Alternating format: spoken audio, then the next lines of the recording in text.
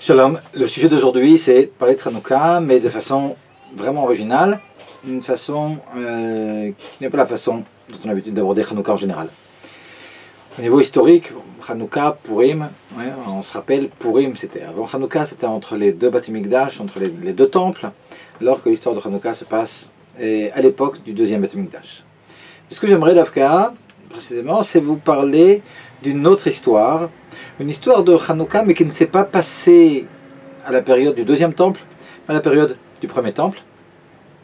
On va étudier ensemble, pour commencer, un passage du livre des rois, Melachim Bet Perek Dalet, donc le livre des rois 2, au 4e chapitre. Un petit passage de 7 versets, et au bout d'un certain temps, une fois qu'on sera un peu plus rentré dans les détails de l'explication de ce texte, là on comprendra le rapport avec Hanouka. Évidemment ça se passe bien avant Hanouka, c'est à l'époque du premier temple. Le Tanakh, la Bible nous raconte la chose suivante. Ve'isha achat mineshe vnei nevim tzaka el Elisha. Une femme, qui était la femme, nous dit le texte, et de l'un des prophètes. Alors je vais rajouter comme ça en passant ce que nos sages nous disent par rapport à cette histoire. Parce qu'on ne sait pas exactement ici dans le pshat, dans les mots, de quel prophète il s'agit. Et nous disent nos sages la chose suivante, il s'agit de la veuve du prophète Ovadia. Le prophète Ovadia, c'était un prophète qui vivait à l'époque du roi Achav, c'était un disciple d'Eliyahu Hanavi. Et ce prophète-là venait de mourir et il laissait une femme, donc veuve et deux fils. Veisha achat mineshe vnei nevim, donc une femme qui était la femme de l'un des prophètes, donc il s'agit ici d'Ovadia, on a dit. Tzaka el Elisha, le mort, est allé voir le prophète Elisha qui était lui aussi un disciple d'Eliyahu Hanavi. Alors c'était le tzaddik de sa génération. Son mari est décédé et maintenant elle est extrêmement pauvre. Elle va voir Elisha pour lui dire: Avdecha Eshimet, ton serviteur, mon mari, est décédé. Et tu sais à quel point mon mari craignait Akadosh Baruch Hu, craignait Dieu. Alors on sait que le prophète Ovadia, à l'époque du roi Achav et de sa femme, la grande mauvaise et la grande Réchet Izével, alors ce prophète avait caché dans 2 grottes 100 prophètes. Il leur apportait à manger et il faisait même des emprunts pour pouvoir leur apporter ce qu'il fallait, parce que Izével avait fait condamner à mort les prophètes. Et donc Ovadia, qui était l'un des rares prophètes qui encore était accepté, il était l'un des ministres de Achav, lui a caché donc 100 prophètes. Donc ici la femme dit à Elisha: tu sais à quel point mon mari craignait Dieu, à quel point c'était un tzaddik. Regarde à quel niveau je me suis abaissé maintenant, je suis extrêmement endetté, et le créancier vient prendre maintenant mes 2 fils comme esclaves. Veyomer Eleha Elisha, ma eselach. Lui dit le prophète Elisha: qu'est-ce que je peux faire pour toi? Agidali maeshlar babay, dis-moi ce que tu as à la maison. Et là on comprend que finalement il faut trouver chez la personne pour pouvoir l'aider quelque chose, un fil pour pouvoir avoir un lien, puis lui donner ce dont elle a besoin. Alors déjà trouver quelque chose, un réceptacle chez la personne que l'on veut aider. Et ici Elisha demande à la femme: qu'est-ce que tu as? Comment puis-je t'aider? Qu'est-ce que tu as chez toi? Vatomer ein le shifratra chol babait. Je n'ai absolument rien. Je n'ai rien, complètement démuni. Si. Keim asur shamet, ici. J'ai une petite fiole d'huile. Une petite fiole d'huile, tout d'un coup, on commence à se dire, il y a peut-être un rapport aussi avec Hanouka. Évidemment, une autre époque, comme on a dit. Vayomer lui dit ici le prophète: Lechi shalilach kelim minachutz. Va et emprunte, tu n'as rien. Mais malgré tout, il faut quand même un certain réceptacle pour la bracha, pour la bénédiction. Va chez tes voisines et puis demande des ustensiles. Med kol shrenaïr, chez toutes tes voisines. Kelim rekim al tam'iti, ne badine pas sur les moyens, apporte un maximum d'ustensiles que tu pourras. Uvat vesagar tadelet ba'ader uvat banaïr, et tu t'enfermeras chez toi. Alors on sait que la bracha, la bénédiction, pour pouvoir se poser sur la personne, il faut faire les choses de façon discrète. Alors tu t'enfermeras chez toi, tu t'enfermeras avec tes fils. Vamale, tassi. Et puis tu prendras cette petite fiole d'huile que tu as, et de là tu verseras sur tous les ustensiles que tu as apportés. Alors imaginez, une toute petite fiole et puis des ustensiles de dizaines de litres, et tout ce qu'elle aura trouvé finalement chez ses voisines, et avec ça, tu rempliras les ustensiles, et dès que les ustensiles seront pleins, tu feras passer, et tu remplaceras par un autre ustensile jusqu'à ce qu'il n'y en ait plus. Ok, bon, elle reçoit cette bracha, ça vaut le coup. Il ne faut pas oublier que d'après le contexte, on voit avant, après, que c'était une période de famine, donc évidemment, ça on peut avoir de l'huile, mais on peut s'enrichir. Vateler meito, elle est partie donc de chez Elisha. Vatisgor adelet baada, vat banea, elle a fait les choses discrètement, on ne raconte même pas qu'elle est allée chez ses voisines, évidemment elle l'a fait, mais là on la voit directement qui s'enferme chez elle avec ses fils. Magishim elea veimot saket. Alors eux lui apportent des ustensiles et elle verse.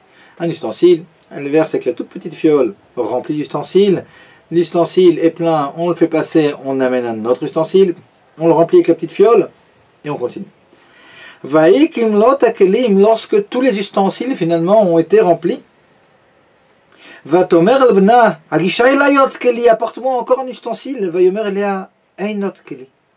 Il lui dit, il n'y a plus d'ustensile. Vayamod, Hashamen, et là donc l'huile s'est arrêtée de couler.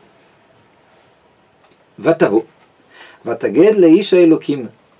Alors on voit le Derech, on voit quand même qu'elle avait une bonne éducation, parce que bon, ça y est, maintenant elle était riche, elle avait énormément d'huile, mais elle ne va rien faire sans retourner chez le tzaddik. Alors d'abord lui apprendre de bonnes nouvelles, et puis aussi pour prendre conseil. Alors elle retourne chez Elisha, Isha Elokim, l'homme d'Akadosh Baruch Hu. Vayomer lechi michiat hashemen, veshelmi et neshaich. Maintenant tu n'as plus qu'à vendre cette huile, tu pourras avec ça payer tes créanciers. Va tovaneir, Tiri banotar, et puis toi et tes fils, tu pourras jusqu'à la fin de tes jours vivre avec ce qui restera, parce que, comme on a dit, c'était une période de très grande famine, et puis cette huile, une fois qu'elle l'aura vendue, elle aura de quoi vivre, pour Hachem, jusqu'à la fin de ses jours. Ça c'est le passage. Alors ce passage est très intéressant. Il est pris par le Admour Azaken dans ses Ma'amarim Aktsarim, dans ses court développement. Alors on sait qu'il y a un recueil de développement du Admour Azaken, de Ma'amarim, d'écrits du Admour Azaken, du Baal HaTanya, Rabbi Shimon Zaman de Liadi, d'avant son emprisonnement à Pétersbourg. Et on sait qu'alors, tous ces développements de Chassidut étaient très très concentrés, très concis. Alors là c'est l'un de ces développements qui est concis. Et c'est uniquement après donc sa libération de Pétersbourg qu'il a eu le feu vert de diffuser la Chassidut de façon très très développée. Et là donc le texte que l'on va chercher dans les Ma'amarim du Admour Azaken, Aktsarim, les Ma'amarim courts, les courts développement, à la page 136. Alors je vais essayer de lire, mais ce qu'il fait, c'est qu'il reprend ce texte, et dans ce texte il va essayer maintenant de donner une correspondance avec quelque chose de complètement nouveau. Alors on va voir évidemment, le premier niveau reste vrai, mais il y a toujours, vous savez, dans la Torah, et il y a d'abord 70 facettes de la Torah, il y a 4 grands niveaux d'interprétation de la Torah, et là maintenant on va passer à un niveau complètement différent. On va expliquer les choses au-delà de ce premier niveau de façon beaucoup plus profonde, et commençons. Veisha achat mineshev ne'anevim. Alors qui est cette femme? Alors cette femme ici, là c'est la Neshama. La Neshama qui est considérée comme la femme d'Akadosh Baruch Hu, la femme de Dieu, c'est la Neshama du Juif. Et cette Neshama, elle est appelée Mineshev Ne'anevim, la femme d'un prophète, parce qu'elle a un rapport avec la prophétie. Comme nous dit ici le Admour Azaken, cette Neshama, lorsqu'elle était au Gan Eden avant de descendre dans notre corps, elle avait des hasagot rabot venerbadot b'gilui elokut. Elle avait des compréhensions, elle avait des visions, elle avait une vie qui vibrait pour Akadosh Baruch Hu, et donc on peut la considérer comme une prophétesse. Et cette femme donc qui est la femme d'un des prophètes, finalement c'est la Neshama qui est elle-même prophétesse et qui avait l'habitude de vibrer pour Akadosh Baruch Hu quand elle était au Gan Eden. Mais le problème, c'est que cette Neshama est descendue. Et alors qu'elle est descendue, maintenant elle se retrouve complètement enfouie et souvent étouffée dans un corps, et c'est ce qui se passe ici. Cette Neshama Tsa'aka el Elisha. Alors cette Neshama, on la voit, cette femme, on la voit qui va vers le prophète, et puis elle s'écrie au prophète, Avdecha Ishimet, ton mari, et mon mari, ton serviteur est mort. Alors de quoi il s'agit? Le prophète Elisha, c'est Akadosh Baruch Hu, quel Eli, mon Dieu, Shah, c'est celui qui se tourne vers son serviteur. Ouais, comme il y a écrit par rapport à Evel, Vaisha, El Evel vel minchato Akadosh Baruch Hu, s'est tourné vers Evel et vers son sacrifice. Alors c'est la même chose ici. Et cette femme-là, Tzakal Elisha, elle crie vers Akadosh Baruch Hu, et finalement c'est la Neshama qui était une grande prophétesse qui est descendue, qui est maintenant étouffée complètement dans le corps, et qui malgré tout est encore consciente de la descente, et on peut dire qu'il a traumatisé et qu'elle a passé. En réalité, comme on va le voir par la suite, il s'agit d'une Neshama qui depuis pas mal de temps est descendue, puis qui a eu le temps de s'enfoncer dans les plaisirs de ce monde et dans les futilités, puis qui s'est quelque part et pas mal éloignée d'Akadosh Baruch Hu. Malgré tout, elle a encore la conscience, c'est déjà pas mal, ouais, de cet éloignement, et donc elle s'écrit maintenant vers Akadosh Baruch Hu, vers Elisha, et finalement, mon Dieu vient vers moi, et lui dit, Avdecha Ishimet, ton serviteur, mon mari est mort. Alors c'est quoi ton serviteur, mon mari? Explique le Admour Azaken ici, que Ishi, ouais, Ishi, mon mari, ça vient de Esh, Esh Hashem, le feu d'Akadosh Baruch Hu. Et le feu d'Akadosh Baruch Hu, finalement, c'est cette Ahava et cette Hira, cet amour et cette crainte qu'avait la Neshama lorsqu'elle était au Gan Eden, et finalement qui la faisait vibrer. Hein, vous savez que, un peu comme en physique, dans tous les systèmes oscillants, on a un va-et-vient. Alors ça peut être un pendule, ça peut être énormément de choses qui sont en vibration, et on a aussi, chez la Neshama, ces vibrations que l'on retrouve dans la vision de Echeskel, qui voit un char divin aussi, avec un Chayot Ratsu Vashov, un char divin avec des bêtes qui courent en avant, qui reviennent en arrière, etc. Puis cette Neshama, elle vibrait aussi. Alors elle vibrait avec un amour vers Kadosh Baruch Hu, donc elle s'approche d'Hachem. Mais quand on s'approche trop d'Hachem, finalement on a une grande crainte et puis on vient en arrière. Et finalement ce va-et-vient, c'est ce que vivait la Neshama, qui était complètement en extase devant Akadosh Baruch Hu alors qu'elle était au Gan Eden. Et cette Neshama ici, qui est en bas, ne vibre plus. Alors un peu comme un système mécanique dans lequel il y aurait énormément de frottement, tellement de frottement finalement chez l'oscillateur qu'il n'y aura plus de va-et-vient. Et ce Avdecha, Ishimet, ton serviteur, mon feu, donc mon feu qui me faisait vibrer, ma hava et ma yira, mon amour et ma crainte sont complètement morts. Et le créancier, donc qui c'est le créancier, nous dit ici le Admour Azaken, le créancier, c'est le Yetzarara. Dans un autre endroit, on voit que le créancier, c'est un Nefesh Behemit, c'est l'âme animale. Bon, c'est la même chose. Ouais, le Yetzarara ici. Alors, non seulement l'amour et la crainte que l'on avait pour Akadosh Baruch Hu, quelque part, sont complètement étouffés, on ne les ressent plus. Mais en plus de ça, cette force d'amour et cette force de crainte sont quand même utilisées.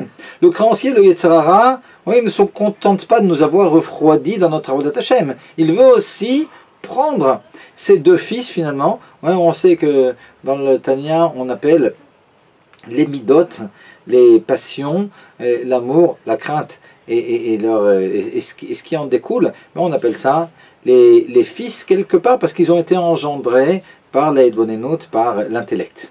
Et donc ici, les deux fils de la Neshama, ce sont l'amour et la crainte que la Neshama avait alors qu'elle était au Gan Eden, qui sont complètement morts, mais non seulement ils sont morts lorsque l'on parle de leur côté et vibré pour Akadosh Baruch Hu, mais en plus le Noshe, le Yetzarara, les a pris pour lui comme Avadim. C'est-à-dire que quelque part, lorsque la Neshama est en bas, c'est pas qu'elle est complètement inerte. La Neshama, lorsqu'elle est en bas, elle vibre, mais elle vibre pour toutes sortes d'autres choses. C'est-à-dire que cette force d'amour, elle est investie dans toutes sortes d'amour matériel, et cette crainte aussi, elle est dans des craintes fantasmagoriques, de toutes sortes de choses dont on n'aurait pas à craindre, dans la mesure où, comme disait Rabbi Eliezer, le père du Baal Shem Tov, dans ce monde, et il ne faut craindre qu'Akadosh Baruch Hu, puis rien d'autre, finalement tout est dans les mains d'Akadosh Baruch Hu.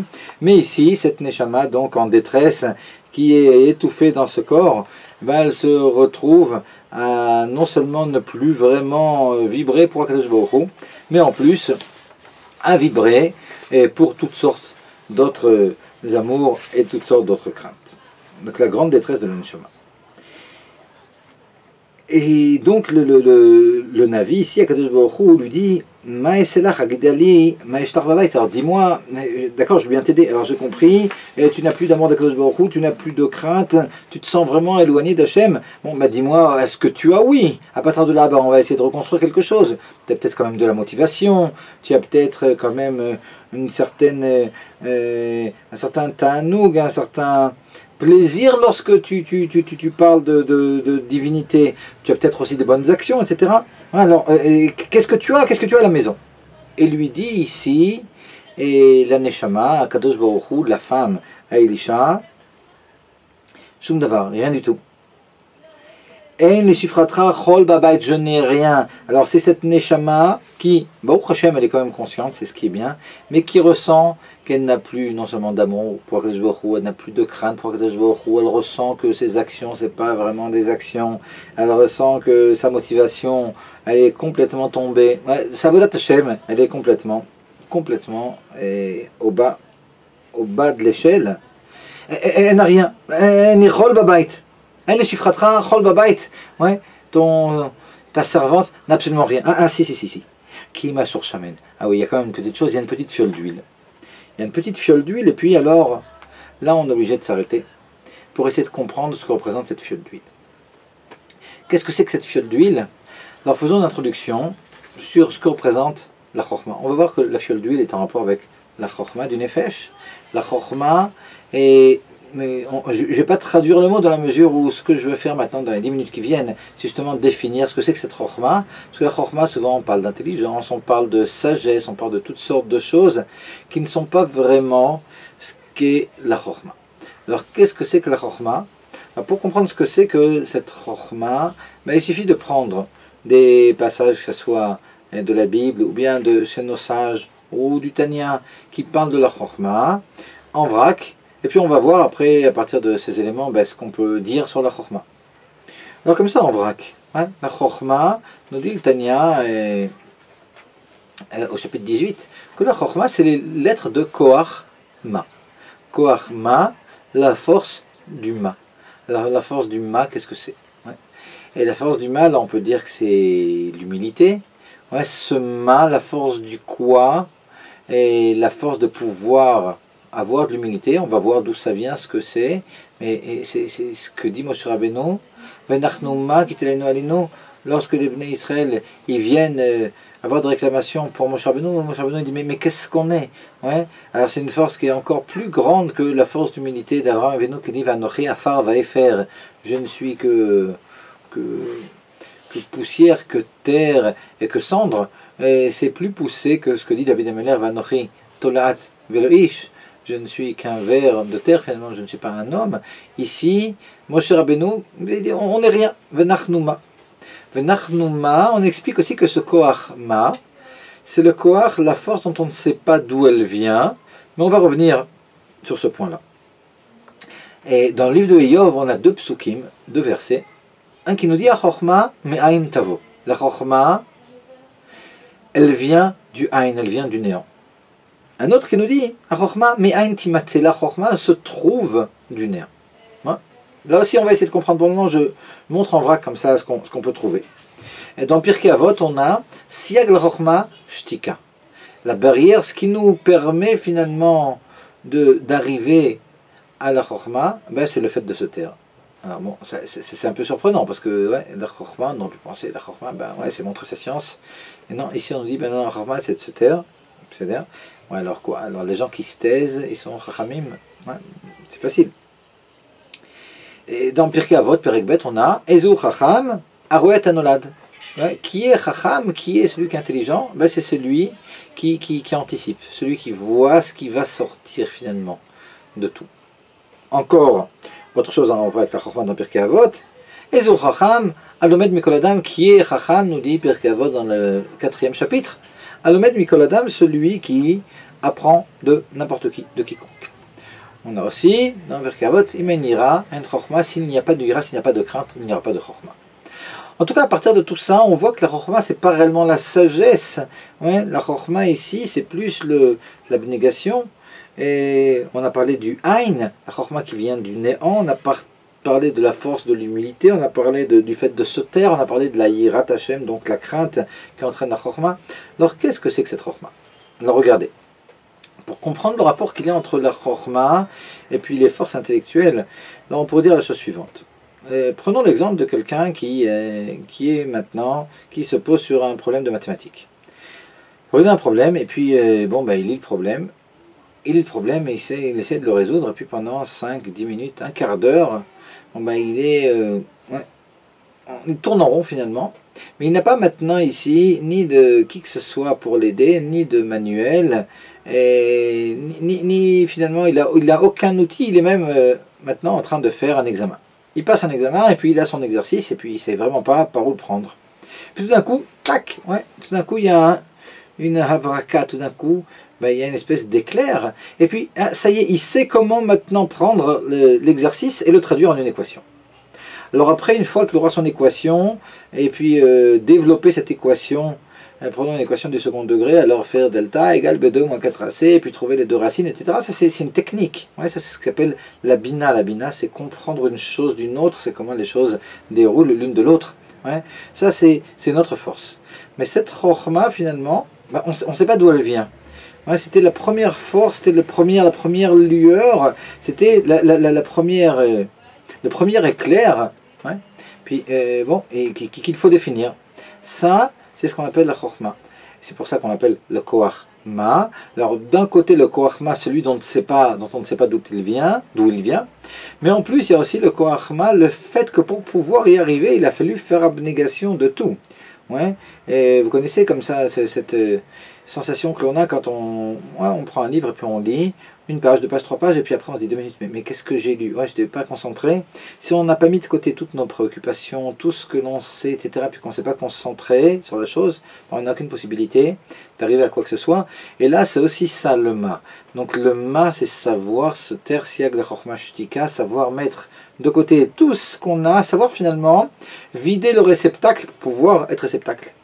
Se vider de toute connaissance, à la limite, ça demande même une grande ouverture. Vous étudiez les noms complexes, on oublie complètement les choses classiques et on est prêt à attendre aussi qu'un carré peut être négatif et toutes sortes de choses qui sont complètement nouvelles. Alors tout ce que je savais jusqu'à maintenant, je le mets de côté pour pouvoir être réceptacle de quelque chose de nouveau, puis après je verrai si accepter la chose, ne pas l'accepter, mais en attendant, j'écoute. C'est le fait de savoir écouter l'autre. Il y a énormément de personnes comme ça qui pensent toujours qu'elles savent exactement ce que vous allez leur dire, et puis finalement, ils vous coupent et non, ce que je veux dire, c'est autre chose. J'ai compris ce que tu sais, mais là, je veux dire quelque chose de complètement nouveau. Ça demande, c'est une grande faculté de savoir se taire et de savoir, savoir faire un vide en soi pour être réceptacle. Mais lorsque nous dit le livre de Eov, Achachma me'ain tavo, la chokhma, cette chokhma, elle vient du aïn, elle vient du néant. Qu'est-ce que c'est que ce néant? Quand j'écoute un cours, quand j'écoute quelqu'un, quand je lis quelque chose dans un livre, pour moi, avant que cette information arrive à moi, elle est dans mon néant. C'est-à-dire que par rapport à moi, ce qu'il y a dans l'esprit de celui qui est en train de me parler, ce qu'il y a dans le livre que je n'ai pas encore ouvert, ou que j'ai ouvert, mais en tout cas dans les passages que je n'ai pas encore lus, pour moi ça fait partie de ce qui n'est pas ma vie, c'est le néant complètement. Et à chaque instant, au fur et à mesure que j'écoute la personne qui me parle, que j'écoute mon interlocuteur, que je lis ce qu'il y a dans le livre, ce qu'il a à me dire, tout d'un coup, surgit finalement du néant toutes sortes d'informations. Et cette chokhma, finalement, si on essaye de la définir en quelques mots, c'est la capacité qu'a l'homme de pouvoir capter de nouvelles informations. Alors évidemment, cette capacité, elle demande une grande humilité, parce que si on pense tout savoir, on ne pourra absolument pas capter. C'est ça la chokhma, donc c'est le début du processus intellectuel, mais ce n'est pas encore ni la sagesse, ni l'intelligence, ni quoi que ce soit. Ça demande, c'est vrai, une certaine forme d'intelligence, mais finalement, c'est l'aptitude de pouvoir apprendre. L'aptitude de pouvoir apprendre qui demande une grande humilité, qui demande de savoir se transformer donc en clé. Et c'est intéressant, parce que si on regarde dans le livre de Eov, on a dit qu'il y avait 2 versets. On a le verset qui nous dit Achachma ma'in tavo, On a le verset qui nous dit Chorma me'ain timatse. Alors l'un nous dit la Chorma, elle viendra du néant. L'autre nous dit la Chorma se trouve du néant. Alors quelle est la différence? Regardez, il y a deux cas. Il y a le cas où j'ai un interlocuteur, alors tout ce qu'il va me dire, ça vient pour moi du néant. Mais quand je suis tout seul, pour reprendre l'exemple qu'on avait pris tout à l'heure, je suis tout seul devant ma copie avec mon exercice de mathématiques, et je ne sais pas comment le résoudre. Il n'y a pas d'interlocuteur ici, il n'y a pas d'interlocuteur, il n'y a pas d'ordinateur, il n'y a pas de livre, il n'y a personne pour m'aider. Alors comment est-ce que je vais trouver l'information? C'est vrai aussi pour la mémoire. Ouais. Comment est-il possible? Finalement, tout d'un coup, j'essaye de me rappeler de quelque chose, je me concentre, et puis 5 minutes, 10 minutes, et tout d'un coup, j'ai le déclic. Ouais. D'où il va venir ce déclic? Tout simplement, lorsque l'on dit « Chorma me'ain timatse », elle se trouve du Ain, la Chorma, elle se trouve, elle est en nous, mais seulement elle est pour le moment dans le subconscient. Elle est dans le subconscient, pour dire le surconscient, en tout cas elle n'est pas dans le conscient. Et on essaye ici, un peu comme quelqu'un qui ferait de la plongée sous-marine par une nuit sans lune, au milieu de l'océan, et qui irait chercher une épave. Alors il rentre sous la mer, il sait absolument pas ce qu'il est en train de chercher. Là je suis en train de tourner mes méninges et pour pouvoir résoudre l'exercice de mathématiques. Je réfléchis, mais pour le moment ça tourne, on dirait que ça tourne à vide, mais ça tourne pas à vide, je ne sais même pas exactement ce qui se passe.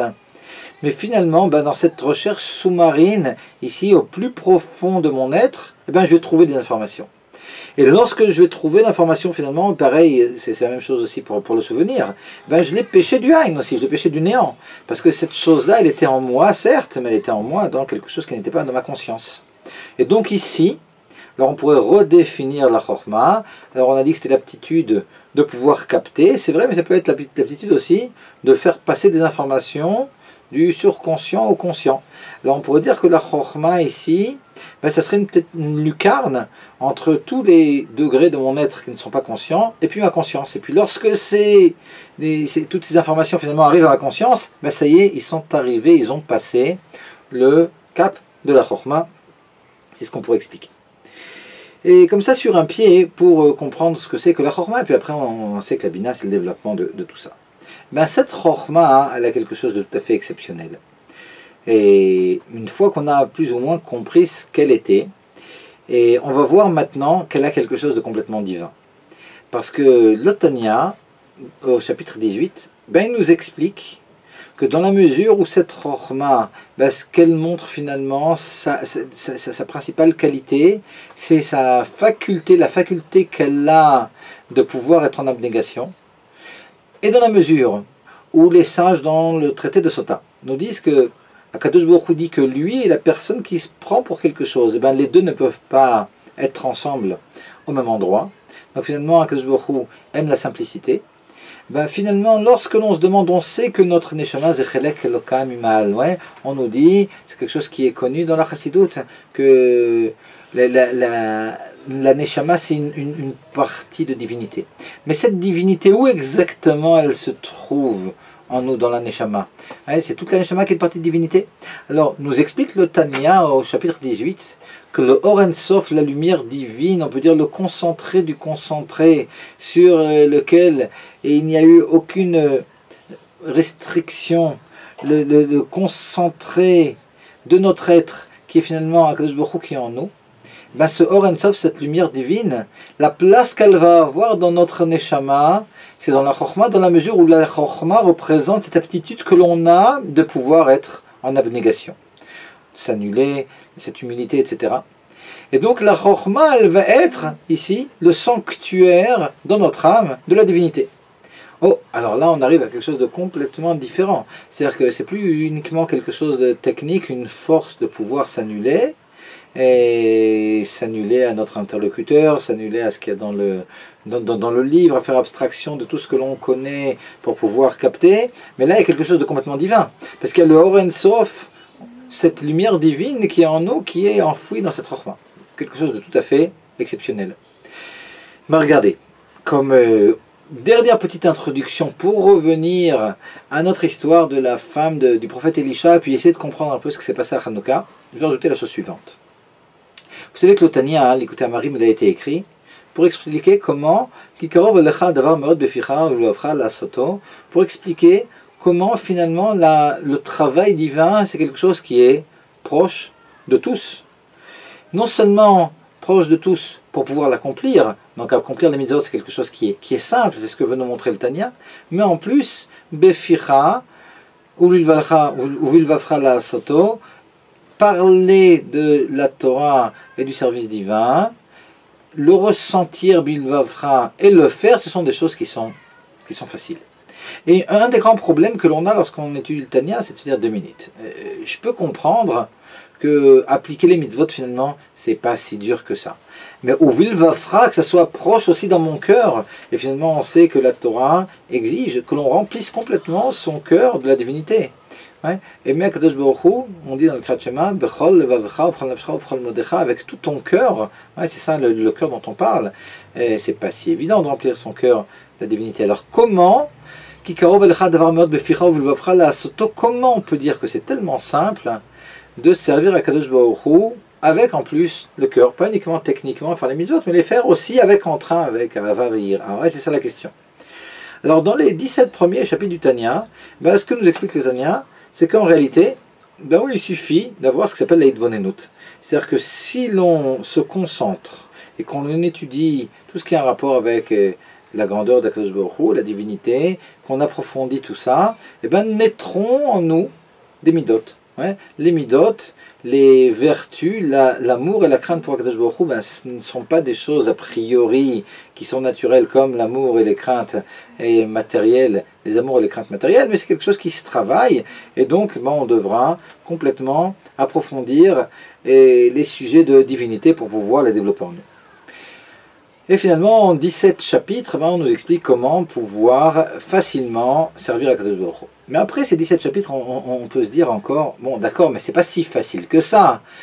Quand le verset nous dit que cette chose-là, servir à Kadosh Baruch Hu, c'est quelque chose, servir Dieu, c'est quelque chose qui est proche de tous et même dans le cœur, c'est pas si évident. Parce que pour essayer d'approfondir la grandeur divine, c'est pas donné à tous. Et puis, admettons même qu'intellectuellement on réussisse à le faire, mais de là à pouvoir à ce point vibrer pour Akadosh Baruch Hu, puis bificha ou vilvafra la soto, que ça soit aussi dans notre cœur, faut se lever tôt. Et par conséquent, il y a un deuxième derech. Il y a une deuxième voie que va nous proposer le Admor HaZaken. Une voie qui est beaucoup plus simple maintenant, une voie qui est beaucoup plus courte, une espèce de résumé, entre les chapitres 18 et 25 du Tanya, on aura ce résumé. Et à quoi il tient ce résumé alors comment maintenant, d'une autre façon, pouvoir servir à Kadosh Baruch Hu? Et ce que nous explique alors vraiment sur un pied, le Admor HaZaken, dans ces 8 chapitres, c'est la chose suivante. Il nous dit, finalement, on a en nous une force qui est divine. Puisque dans la chorma de notre nefesh, dans cette vertu, dans cette force de chorma qu'on a dans notre âme, finalement là-bas va s'habiller Akadosh Baruch Hu, le Or En Sof. Donc c'est quelque chose qui est très grand. Alors c'est vrai qu'elle s'y habille, et puis là-bas, vu que c'est du concentré, on a en réalité dans cette lumière divine, de façon built-in, de façon complètement construite, sans qu'on ait besoin de travailler quoi que ce soit, un amour pour Akadosh Baruch Hu qui est essentiel, qui est dans notre essence. C'est-à-dire qu'ici on a quelque chose de nouveau, on ne parle plus maintenant d'amour que l'on devra développer. Cet amour, on l'a en nous, on l'a en nous, puis il suffit maintenant de le dévoiler. On l'a en nous parce qu'il est complètement compris dans cette essence divine qui est en nous. C'est génial, mais maintenant, si on n'arrive pas à la ressentir, on n'est pas tellement avancé. Alors nous dit le Tanya, et du fait de cet amour, c'est ce qui fait que pendant les générations, au cours des générations, il y a énormément de juifs qui ont préféré se laisser tuer que de profaner le nom d'Akadosh Baruch Hu. Alors qu'on leur demandait de se prosterner devant des idoles, et ça c'était vrai à toutes les époques, beaucoup de juifs ont préféré se laisser tuer alors qu'ils n'étaient pas spécialement des personnes qui étaient pieuses. Et malgré tout, cette force divine qui est en nous, lorsqu'on va lui demander maintenant, avec le juif, de se prosterner devant l'idolâtrie, cette idolâtrie, elle est tellement, c'est quelque chose de tellement antinomique avec cette autre idée, cette autre force que l'on a en nous qui est finalement la force divine, que le juif est complètement déchiré, et à ce moment-là, cette force divine qui était complètement enfouie en nous, ce Oren Sof, cette lumière, finalement elle se réveille à ce moment-là, parce que là maintenant elle est remise en question, et le juif qui ressent tout d'un coup de façon très très forte quelque chose de divin en lui, sans comprendre pourquoi, très souvent il préférera se faire tuer, et c'est ce qui s'est passé pendant toutes les générations. Nous dit le Admour Hazaken, si on réfléchit, qu'en réalité, transgresser quoi que ce soit de la Torah, c'est exactement la même chose que transgresser l'Avodah Zarah, l'idolâtrie, parce que finalement c'est transgresser la volonté divine, et transgresser la volonté divine, quelle qu'elle soit, que ce soit un détail des Chachamim, que ce soit une loi ou une autre, finalement, c'est pas tellement différent de l'idolâtrie. On sait que Anochi velo yelecha, je suis l'Éternel ton Dieu, et puis il n'y aura pas d'autre Dieu que moi. Les deux paroles que l'on a entendues directement d'Akadosh Baruch Hu, elles contiennent toute la Torah, parce qu'en réalité, nous explique le Tanya, toutes les mitzvot assez, toutes les mitzvot positives, toutes les mitzvot actives, on dirait plutôt, elles sont comprises dans ce Anochi Hashem Elokecha, dans la mesure où j'ai la foi en Kadosh Baruch Hu, c'est de là que découle l'accomplissement de toutes les mitzvot. Et du fait que je ne veuille pas faire d'Avodah Zarah, de façon générale, l'Avodah Zarah, c'est faire le contraire de la volonté d'Akadosh Baruch Hu. Parce que si je sais qu'Akadosh Baruch Hu veut quelque chose et que je vais à l'encontre, c'est finalement servir autre chose que servir Akadosh Baruch Hu. Et en réalité, de la même façon qu'un juif, de façon naturelle, préférera se faire tuer que de faire de l'idolâtrie, parce que lorsqu'il va faire de l'idolâtrie, il ressent à quel point il se déchire complètement de sa source à ce moment-là. En réalité, nous dit le Admour Hazaken, et en réalité, chaque juif, de la même façon, devrait être prêt complètement à se faire tuer, plutôt que de transgresser la Avera la plus petite qui soit, parce qu'en faisant la Avera la plus petite qui soit, de toute façon, on se détache aussi à ce moment-là de la même façon de la divinité. Et pour pouvoir donc utiliser cette force qu'a la Neshama, de faire une Messirut Nefesh, de faire un don de soi, lorsque la Emouna est remise en jeu, pour pouvoir l'utiliser, cette force-là, dans toutes les autres mitzvot, il suffit de réfléchir, au fait, alors ça demande une certaine réflexion. Là aussi il y a une réflexion, mais pas la réflexion de la grandeur divine qui a été requise dans les 17 premiers chapitres du Tanya pour pouvoir dévoiler en nous un amour divin. Ici il s'agit d'une réflexion finalement qui est une réflexion assez courte, qui va nous permettre pas de faire naître un amour, mais finalement de redévoiler, de nous faire vivre un amour qui est déjà présent dans notre Neshama. Et finalement cette réflexion, c'est la réflexion de si je suis prêt à me faire tuer plutôt que de faire de l'Avodah Zarah. Pourquoi? Parce que je préfère me faire tuer que me détacher de ma source, qui est Akadosh Baruch Hu. Première réflexion. Deuxième réflexion, ici je comprends qu'en réalité, quoi que soit, quelle que soit l'interdiction que je transgresse ou la mitzvah active que je ne voudrais pas faire, quoi qu'elle soit, le fait de ne pas faire la volonté divine en transgressant quelque chose d'interdit ou en ne faisant pas quelque chose de positif, je me détache de l'Akadosh Baruch Hu de la même façon, et qu'au niveau de ma Neshama, ma Neshama, là aussi elle préférerait mourir plutôt que de se transgresser, si ma Neshama préfère mourir, dans ce cas-là, il vaut peut-être mieux pas faire la Vera. Ne pas faire la Vera, c'est quand même ça fait quand même moins mal que de mourir. Et par conséquent, on a utilisé ici la Chochma de la Nefesh Elokit parce que cette force de Messirut Nefesh, cette force de don de soi, ce qui fait que naturellement, on préfère se faire tuer que de transgresser. Ça provient, on a dit, de la lumière divine qui est dans notre Chochma. Et donc finalement, toute cette réflexion, elle est basée sur la Chochma de la Nefesh Elokit. Une réflexion qui est basée sur ce qu'est en réalité ma Chochma. Et donc la Chochma ici, on la voit de façon un petit peu différente encore de ce qu'on a vu tout à l'heure.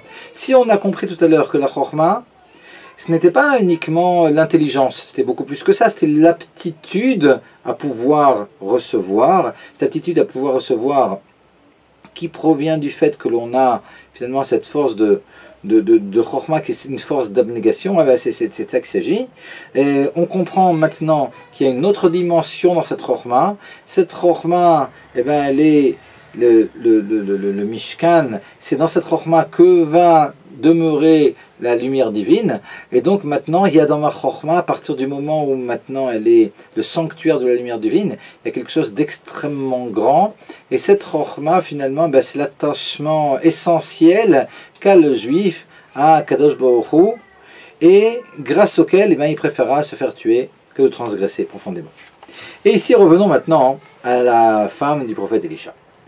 Et la femme du prophète Ovadia. La femme du prophète Ovadia donc va voir Elisha et lui dit Avdecha Yeshimet, ça y est, je n'ai plus rien. Alors je n'ai plus d'amour pour Akadosh Baruch Hu, je n'ai plus de crainte pour Akadosh Baruch Hu, je n'ai plus une bonne action, je n'ai plus de bonnes actions, je n'ai plus de bonne volonté, j'ai plus de motivation ni quoi que ce soit. Alors lui dit maintenant le prophète, et qu'est-ce que tu as? J'ai absolument rien. Sur Assur Shamen, cette petite fiole d'huile, partout, les Rachamim nous expliquent que l'huile et la Chokhmah, ça va ensemble. Les Rachamim, par exemple, nous disent que les gens de Tkoa, à l'époque du Beth Amikdash, ils étaient spécialement intelligents parce qu'à Tkoa, il y avait des olives, et à partir des olives, on faisait de l'huile d'olive. Et le rapport qu'il y a entre ces deux choses, c'est que de la même façon que l'huile d'olive, ça a une très faible densité, et donc non seulement ça flotte, mais en plus, même si nous disent nos sages, et c'est quelque chose qu'on peut vérifier évidemment, et on le mélange de d'autres liquides, mais finalement, il suffit de laisser décanter, puis finalement, ça sera, en raison de la faible densité, ça viendra à la surface. Cette force-là, donc, qui est une force qui est au-dessus de toutes les forces, cette huile qui est au-dessus de tous les autres liquides, elle représente la force qui est en nous, qui est au-dessus de toutes les forces. On a compris que cette force de Chokhmah, qui est une force d'abnégation, qui permet à la lumière divine d'être en nous, et bien évidemment c'est une force qui est au-dessus de toutes les forces. Et on peut comprendre donc le rapport qu'il y a entre la Chokhmah et puis le Shemen, entre la Chokhmah et l'huile. Et lorsque vient maintenant cette femme, et elle dit au prophète Elisha, non, je n'ai absolument rien. Alors le prophète Elisha lui dit, ah bon, tu n'as rien? Ah si, qui m'a surchamé? Si, j'ai une petite fiole d'huile. Cette petite fiole d'huile, finalement, c'est cette Chokhmah de la Nefesh Elokit. C'est cette Chokhmah de l'âme divine dans laquelle se trouve la lumière divine qui est complètement inaltérable. C'est-à-dire que tout juif, même s'il a transgressé, à ce niveau-là, dans la mesure où il y a cette lumière divine en lui, cette lumière divine, c'est Akadosh Baruch Hu lui-même tel qu'il est en haut, la façon dont il est chez le juif, ça évidemment c'est quelque chose qui n'est pas touchable par les avérotes. Nos mauvaises actions n'arrivent pas si haut, et par conséquent on a toujours cette force, quel que soit le devenir des autres forces, en tout cas cette force qui est finalement la force qui est la force de l'attachement avec Akadosh Baruch Hu qui est en nous, ça c'est quelque chose qui est inaltérable. Et il nous dit ici le prophète, finalement, Kelim Rekim Altam Iti. Tu ne badineras pas, on avait dit, sur les moyens, tu ne mettras pas de côté du tout les ustensiles vides. Alors qu'est-ce que c'est que ces ustensiles vides? Alors le Nourzaken ici nous explique, les ustensiles vides, les ustensiles ce sont les actions de Torah et de Mitzvot. Les ustensiles vides, ce sont les ustensiles qui sont finalement des Torah et Mitzvot, mais que je fais complètement de façon vide. Alors, qu'est-ce qui gêne cette Neshama? Ce qui gêne cette Neshama, c'est qu'elle sent qu'elle n'a plus le feu de Hava Ira. C'est-à-dire que, elle continue à pratiquer, mais elle pratique de façon tout à fait machinale.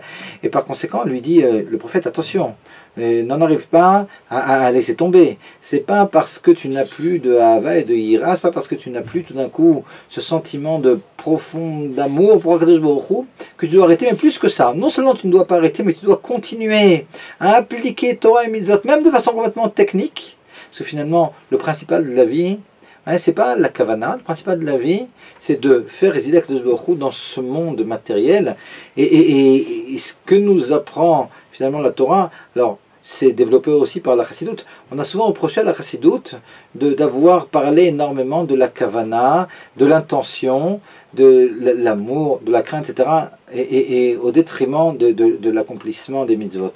Mais c'est faux. C'est vrai que la Chassidoute parle énormément de ça, mais elle n'a pas oublié que le principal, amassé ou aikar. Le principal, c'est l'action, parce que l'action, c'est finalement ce qui va faire résider Akadosh Baruch Hu dans ce monde.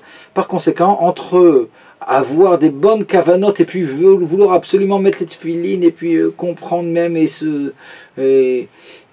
faire de la méditation sur toute la signification des tefilines, mais ne pas les mettre, évidemment, il n'y a pas tellement de sens. Alors que mettre les tefilines, même sans savoir exactement ce qu'on fait, puis sans avoir réellement de kavana, et bien ici on a quand même fait le principal.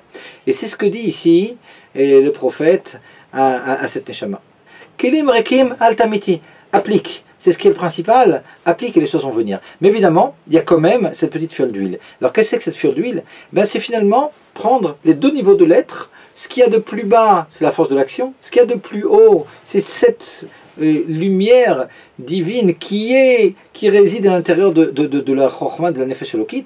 Et normalement, ben, de cette lumière divine, alors il devrait y avoir, on avait dit que c'était la première partie du Tanya nous explique comment, à partir de la Chokhmah, alors on va arriver à la Bina, au Da'at, engendrer les Midot, c'est-à-dire les vertus, développer en nous un amour divin, une crainte divine, etc., jusqu'à arriver à l'accomplissement. Et à la fin, ben c'est génial, on fait des mitzvot qui sont pleines d'amour, pleines de crainte, c'est extraordinaire, c'est vraiment une avodat de tzadikim. Ça prend du temps, puis c'est pas si évident.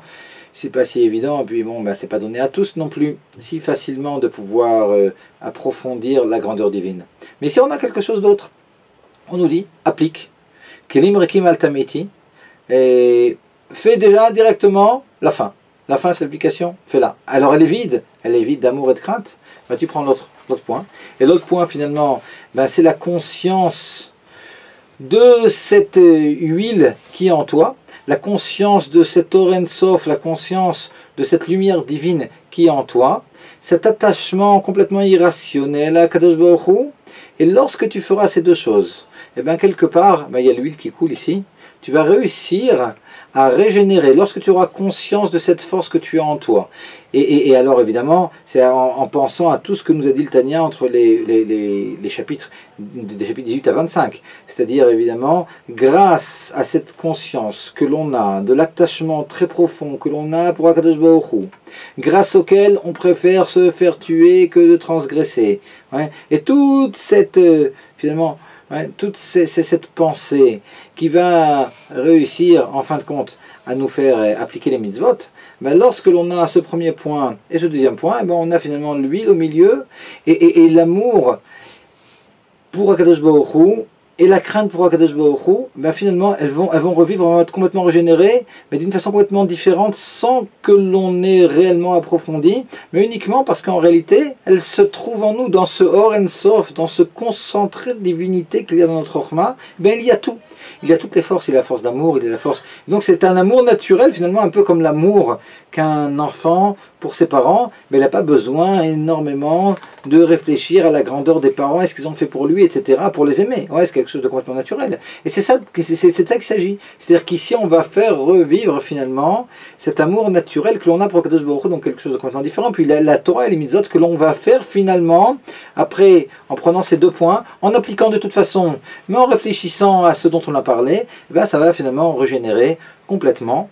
Et amour, crainte et tout ce qui manquait à cette âme qui était en détresse de par la descente dans le corps et ici sur terre. Quel rapport avec Hanouka? Ben finalement, la Chokhmah telle que l'on a décrite ici, ben elle est complètement différente de la Chokhmah de la Grèce, parce que la Chokhmah de la Grèce, c'est réellement ce que l'on traduit en général par intelligence. C'est non seulement l'intelligence, mais tout ce qu'il y a de rationnel. Alors c'est vrai que ça fait beaucoup plus beau, comme ça, de tout comprendre, et de faire parce que l'on comprend les choses, et ça c'est génial, et puis on aime bien montrer aussi que l'on comprend, et tout ça c'est bien beau, mais en réalité, la Chokhmah d'Israël, et lorsque l'on a reçu la Torah, on a dit Naseh Venishma. Alors c'est vrai que Naseh Venishma, ça ne veut pas dire d'être bête. Naseh Venishma, ouais, c'est de faire et puis après d'appliquer, et de faire et puis après d'approfondir. Alors évidemment, il faut approfondir après. Ouais, mais dans un premier temps, il y a ici cette abnégation, le fait de devoir et de vouloir faire.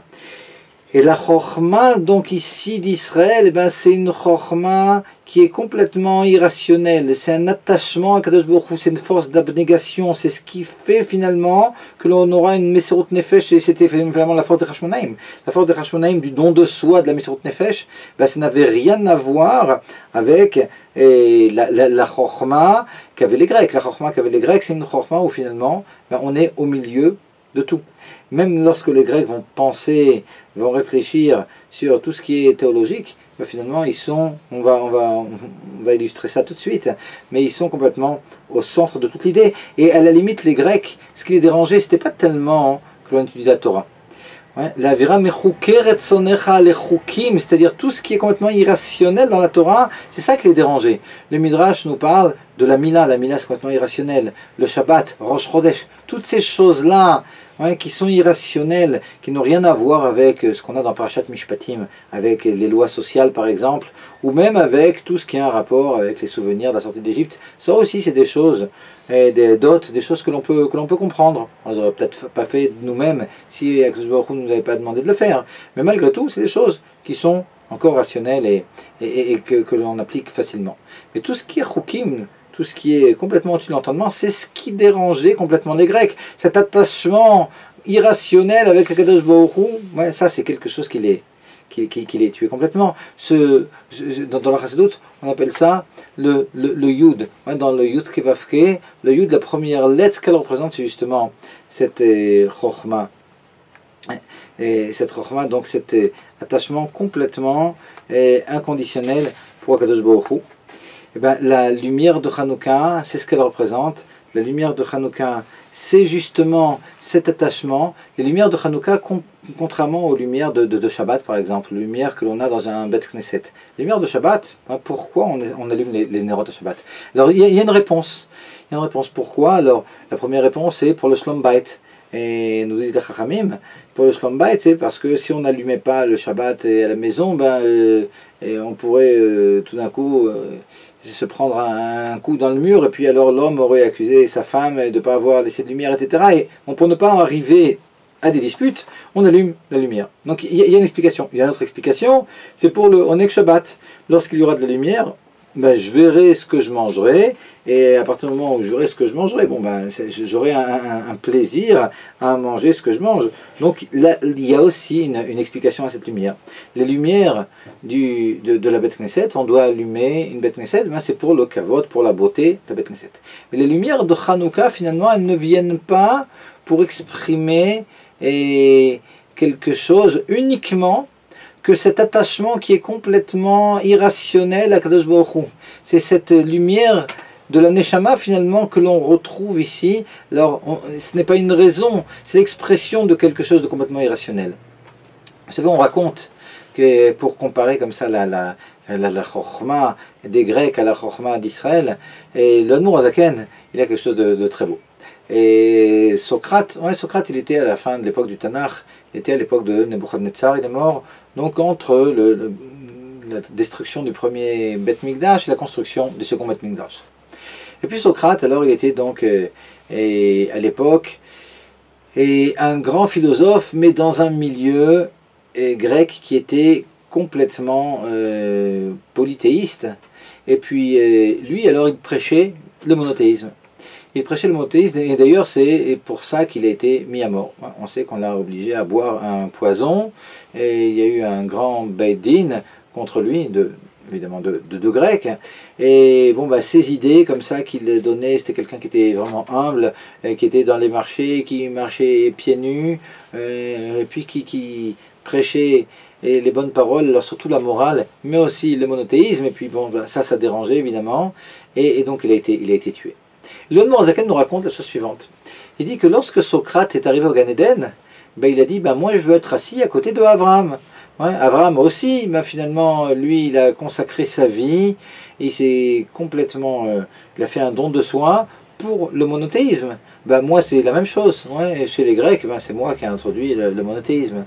Alors, ce qu'on lui a dit au Bedin, il dit non, toi, tu es complètement différent d'Abraham Avinu. Parce qu'Abraham Avinu, lorsqu'il a fait ça de façon complètement désintéressée. Il a fait ça vraiment pour Akadosh Baruch Hu. Toi, tu étais peut-être raffiné, parce que alors que les autres cherchaient finalement les plaisirs matériels, toi, tu cherchais autre chose. Mais malgré tout, tu as changé un plaisir en un autre plaisir. Finalement, toi, ce qui te faisait plaisir, c'était le monothéisme, c'est quelque chose qui te donnait énormément de profit personnel, mais finalement, ouais, c'était pas quelque chose qui était qui venait d'une abnégation. Cette chorma des Grecs, même lorsque l'on parle de quelqu'un comme Socrate, ben finalement c'est encore quelque chose où ben, on se trouve au milieu de la Tmouna. Le principal, c'est l'homme, et plus l'homme se remplit finalement d'informations, et plus il grossit, et plus il enfle, et plus finalement il repousse à Kadosh Baruch Hu. La chorma d'Israël, la chorma de Hanouka, c'est une chorma qui est finalement une chorma complètement au-dessus de l'entendement. Et Bezrat Hashem, et de cette chorma, qu'Hachem nous apporte la Géoula Ametit V'Ashlema, où l'on verra cette lumière divine complètement dévoilée sous nos yeux.